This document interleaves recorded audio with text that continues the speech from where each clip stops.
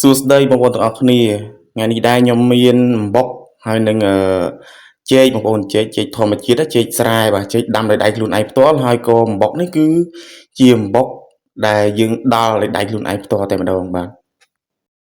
ដោយសារតែថ្ងៃអុំទូកនោះអត់បានទៅលេងផ្ទះទេជាប់បំពេញការងារនៅទីក្រុងភ្នំពេញអញ្ចឹងបងប្អូនបាទដោយសារ2ថ្ងៃ3ថ្ងៃនេះគឺខ្ញុំរវល់ធ្វើការដោយសារតែថែមម៉ោងបាទ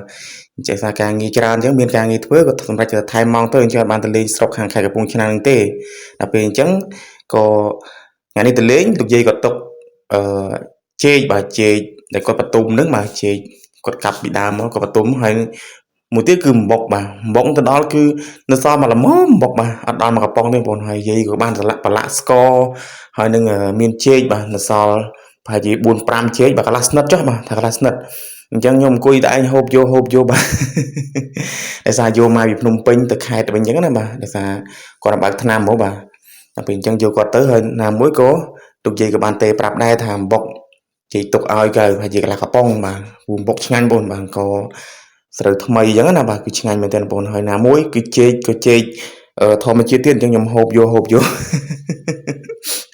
ហើយបងប្អូនមកអ៊ំទូនេះបានអកអំបុកប្រហែលវត្តដែរបងប្អូនបាទហើយខ្ញុំវិញគឺអត់បានទៅអកណាទេបងប្អូនបាទហើយទៅបីតែមាត់ទលេមុខវាំងក៏មិនបានទៅដែរបាទដោយសារបំពេញការងារបាទគឺធម្មតាទេបាទថែមម៉ោងឲ្យគេយើងធ្វើការឲ្យគេឲ្យពីដៃពេញជើងអញ្ចឹងបងប្អូនបាទបន្ទាប់ពីហូបអំបុកហើយក៏កាន់ទូរស័ព្ទដើរបាទថតឆ្វេងស្ដាំបងប្អូនបាទបង្ហាញពីដំណាំតម្រៃក្រួយផ្ទះនិងមុខផ្ទះបន្តិចតួចអញ្ចឹងណាបាទហើយណាមួយក៏បង្ហាញពីទេសភាពបាទជំនាញផ្ទះរបស់ខ្ញុំឲ្យបងប្អូនបានឃើញបន្តិចទៅបាទដោយសារខែនេះរៀងស្អាតដល់ពេលតិចទៀតទៅគឺមិនត្រូវជាស្អាតទេបងប្អូនដោយសារខែប្រាំងអញ្ចឹងណាបាទខែលំហើយទៅអីចឹងមិនសូវស្អាតទេខែនេះរៀងស្អាតបន្តិចបាទអញ្ចឹងក៏ថតបងប្អូនមើលជុំវិញទៅបងប្អូនមានអីទេមានប៉ុណ្ណឹងផ្ទះខ្ញុំ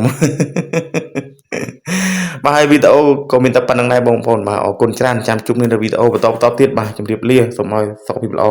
ទាំងអស់គ្នាបងប្អូនបាទក្នុងឱកាសអុំទូកផុតនេះអរគុណ